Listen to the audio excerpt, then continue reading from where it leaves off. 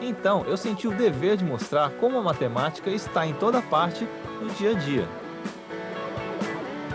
Matemática em toda parte 2.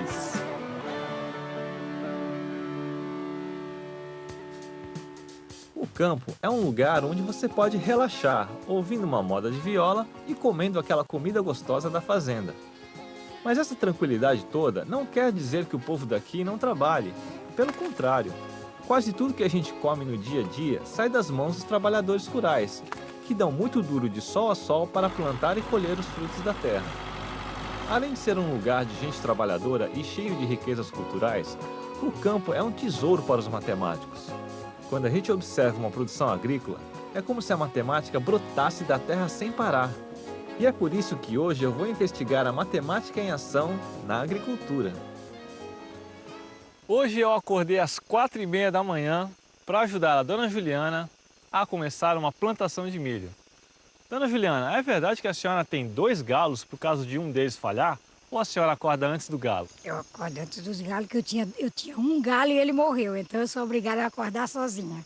Qual é a época do ano que é melhor para se plantar o milho? Então, a gente pode plantar em março, Por quê? porque é o mês para você plantar o milho para as festas juninas, quando vende mais milhos. A senhora usa o litro como uma unidade de medida diária? Sim, uso o litro, porque eu armazeno o milho no litro e depois eu boto na bacia para levar para plantar.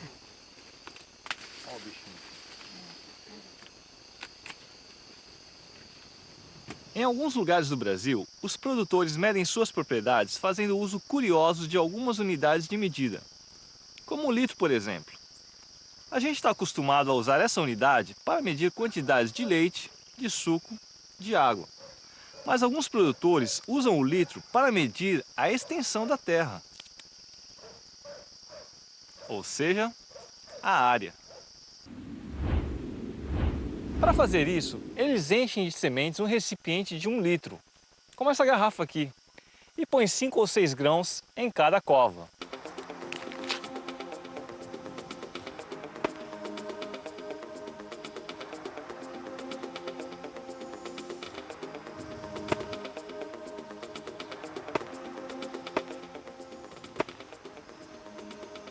A área plantada com todas essas sementes é o que eles chamam de 1 litro de terra. Como a medida depende da quantidade de sementes que cada produtor usa por cova e da distância entre cada cova, o litro é uma medida aproximada. Normalmente, 1 litro de sementes de milho corresponde a 600 metros quadrados. Para se ter uma ideia, um campo de futebol tem aproximadamente 18 litros. Essa unidade é bem prática e faz muito sentido para quem vai fazer o plantio e precisa carregar as sementes. Para evitar mal-entendidos em situações como a compra de uma propriedade, por exemplo, é importante que todos utilizem a mesma unidade de medida. Por isso, a padronização das unidades é importante. Para medir áreas, a unidade de medida adotada internacionalmente é o metro quadrado, seus múltiplos e submúltiplos. O litro também é uma unidade padronizada, mas serve para medir volume. 1 litro corresponde ao volume de um cubo com 1 decímetro de aresta. Além de ter as unidades padronizadas, a gente precisa usar essas unidades para medir as grandezas correspondentes. No caso do litro de terra, a área é medida com uma unidade de volume. Isso pode causar confusão. Mas as unidades padronizadas como o metro não são mais importantes do que as unidades regionais e culturais, como o litro. Essa variedade de unidades de medida é mais uma prova da nossa riqueza cultural. O negócio é que as unidades de medida padronizadas, como o metro, facilitam a conversa entre os agricultores de todas as regiões, de norte a sul. Até agora, a gente falou de unidades de medidas que representam área ou volume. Mas essas não são as únicas coisas que a Dona Juliana precisa medir na sua plantação.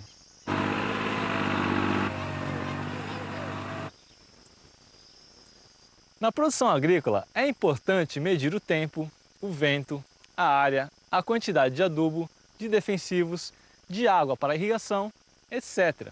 E medir significa comparar. Para medir um segmento de reta, a gente pode usar estratégias de contagem que facilitam a comparação. Para medir a área dessa cisterna aqui, por exemplo, eu não preciso cobrir tudo com meus quadradinhos coloridos. É só medir os comprimentos dos lados e multiplicar. Como a gente sabe, a área de um quadrado é o resultado da multiplicação da base pela altura.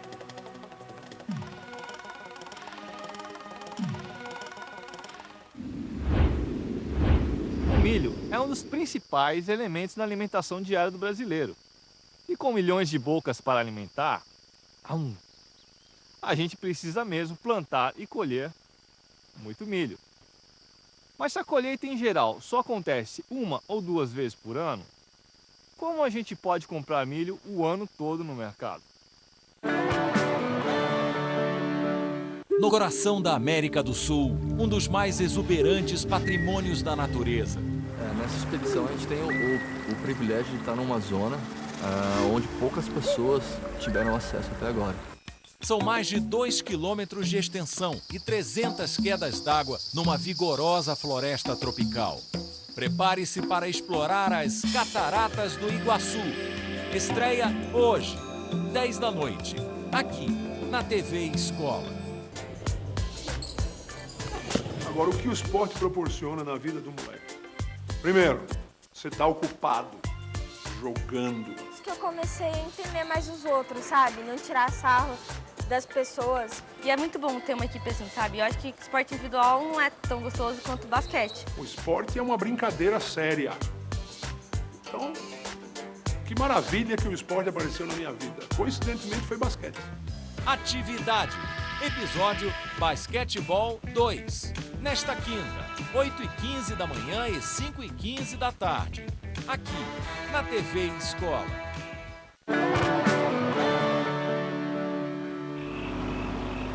O armazenamento de grãos é uma atividade fascinante. A prática de estocar os mantimentos ajudou o homem a enfrentar os invernos mais rigorosos, organizar as civilizações e acelerar seu progresso econômico e científico. Tudo isso porque um dia alguém pensou que seria bom guardar o excesso da produção agrícola para consumir mais tarde. Por isso, dá para dizer, sem medo de errar, que o armazenamento é tão antigo quanto a própria agricultura.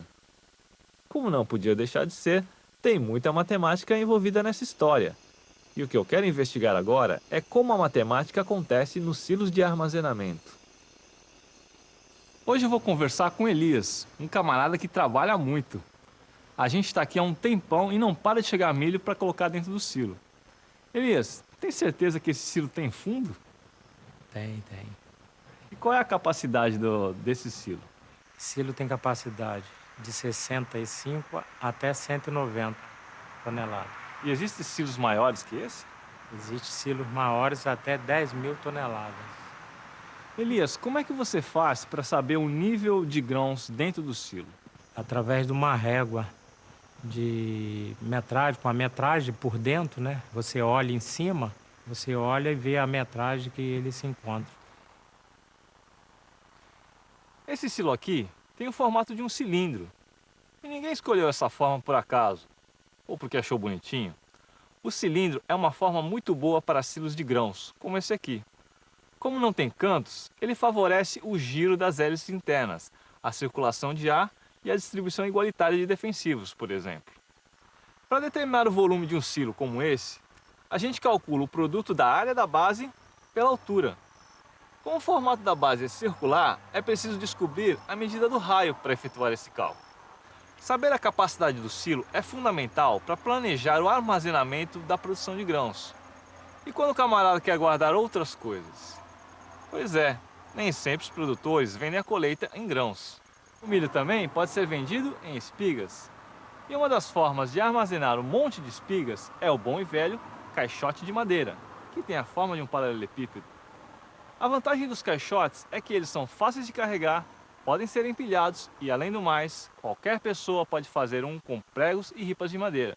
O caixote é uma forma eficiente para as espigas, como o cilindro é eficiente para os grãos. Ou seja, cada coisa tem um recipiente com a forma mais adequada às suas necessidades. Para ilustrar a diferença entre algumas formas, eu vou usar 3 recipientes. um prisma triangular, um prisma hexagonal e um cilindro. Se a gente esticasse as laterais, elas se tornariam segmentos de retas idênticos.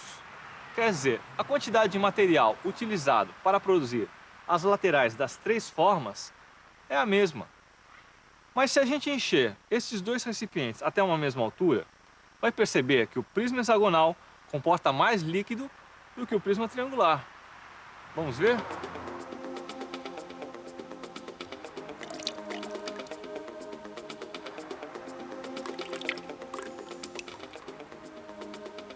Na verdade, quanto mais a gente aumentar a quantidade de lados sem mexer no perímetro, maior será a área de base obtida. E esse processo pode ser repetido até que o polígono fique parecido com uma circunferência. Por isso, entre os sólidos retos com a mesma área lateral, o cilindro é o que apresenta maior volume. Vamos ver?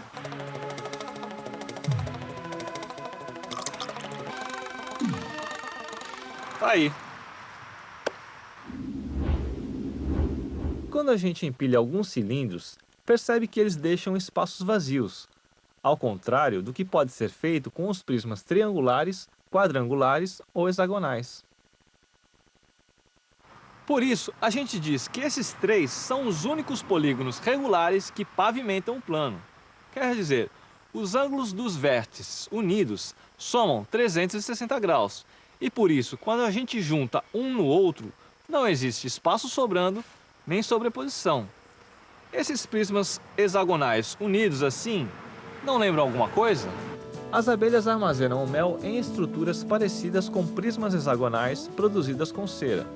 Essa forma é ideal para as colmeias, porque além de armazenar uma quantidade maior de mel, permite uma pavimentação perfeita e representa uma economia de cera para as abelhas.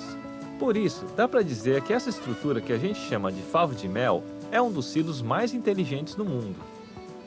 Tudo que se faz no campo depende de conhecimento matemático e muitos cálculos. Mas para mim, o grande barato é pensar que a matemática também precisa da agricultura. Ou alguém acha que matemático trabalha com fome?